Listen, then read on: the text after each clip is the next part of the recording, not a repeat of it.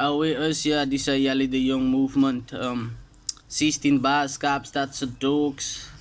Awe gaki. Vandaag deel ik een poet met jullie mannen. Ik is nog bezig maar naman zo aan dus hij gaat zo.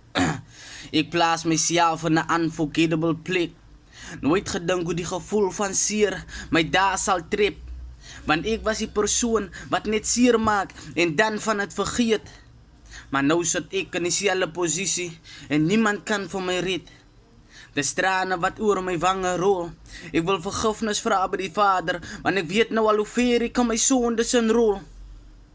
Finally val ik op mijn knieën, mijn kop is gebuig. Ik bid voor die vader om bij mij te blijven. Want zonder hom gaan mijn wereld zwaar is. Ik kan het nou al getuig. Want die afgelopen tijd het die duivel mij oortuig om samen met hom teen ons vader te stijgen.